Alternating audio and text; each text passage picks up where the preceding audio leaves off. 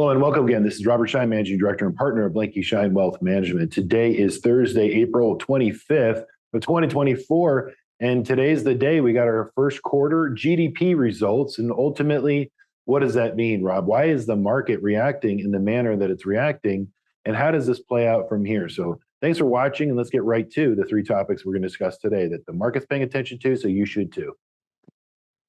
So three topics. Again, the GDP results came in, and ultimately, let me just break this down for everyone real quick. It's really easy to understand. We have weaker than expected growth as measured by the GDP, an economic indicator that not only the Federal Reserve watches, but the economy and the markets watch as well. And so slower growth was the top line, basically, coupled with prices are continuing to increase.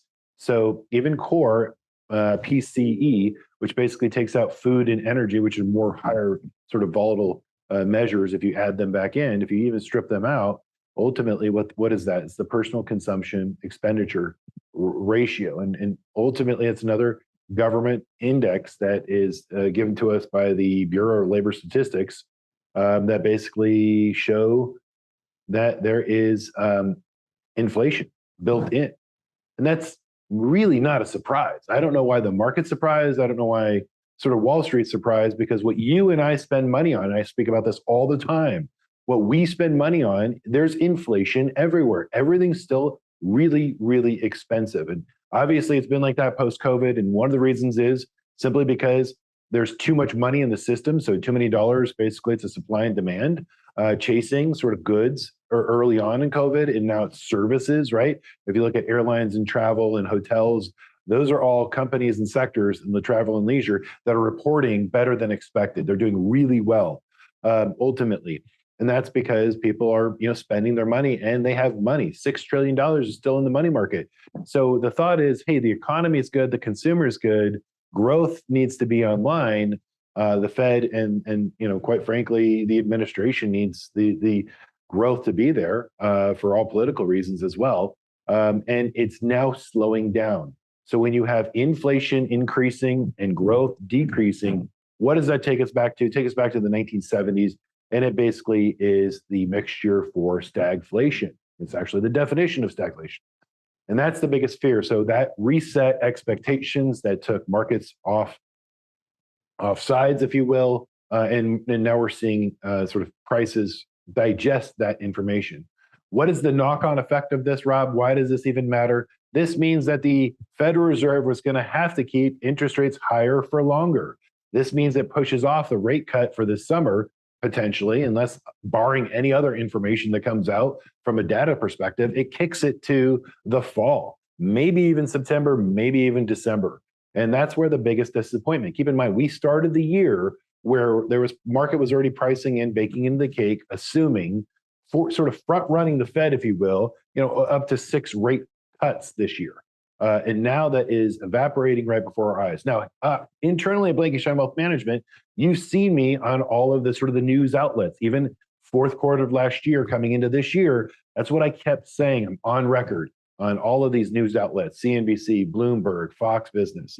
And I said the Federal Reserves have to keep higher for longer because they have to stay ahead of inflation, because inflation basically comes in 2 waves. And the second wave is even worse than the first wave.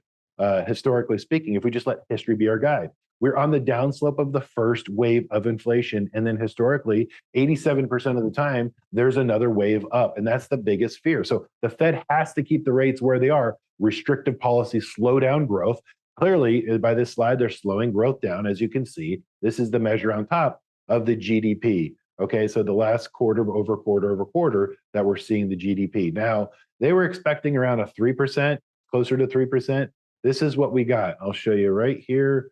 This is what we got, okay? An anemic 1.6. There's growth, but it's not what expectations were, far below expectations. On the bottom, you have core PCE, okay? We discussed this. And this is basically since December, it was at the end of last year going in the direction the Fed wanted. This is the Fed's preferred inflation reading. And starting the new year, it's starting to re-accelerate.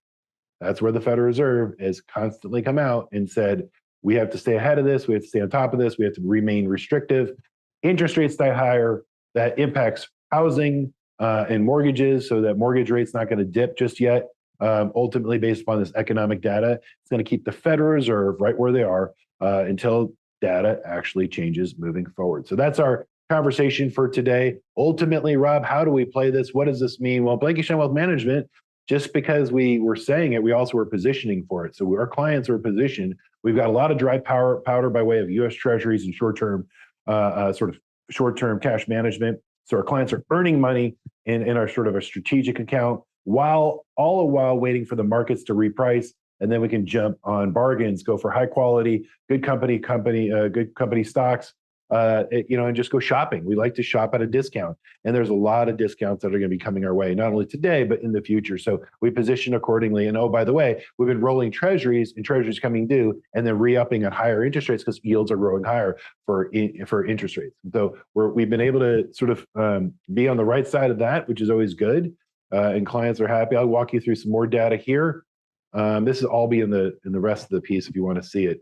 But ultimately, if we go back to the inflation stagflation playbook, inflation adjusted total returns by asset classes going back to the 1970s through 1981, 71 to 81.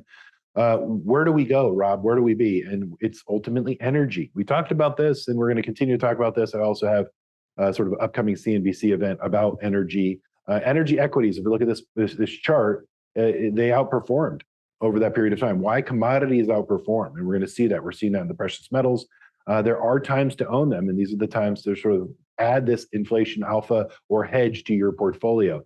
And you're seeing under returns. Now, on the far right, you're going to say, Rob, I see the S&P, the corporate bonds and treasuries are underperforming. Yeah, we're okay. This is a decade worth of sort of slow moving train. So your treasuries are good because they're going to kind of continue to mature and they're short term. This is talking about the 10-year, and we're not extending into the 10-year treasury simply because in that environment, you're not going to lock up your money if interest rates are going to go higher, right? And regardless, if you own that bond point to point, you get your money back, but you'll see the bond fluctuation in between on your statement. So, but we're keeping sort of our fixed income is short to intermediate right now. We could see sort of rates peak out, and then that's where we'll go longer. We'll accordion out and ladder some more fixed income. But that's the update for today. The playbook is if this is stagflation, we get more data our way, Fed's going to be on the sidelines. They're not going to be more. They're going to be just holding the line as we said they would. They're not going to be accommodative by lowering interest rates.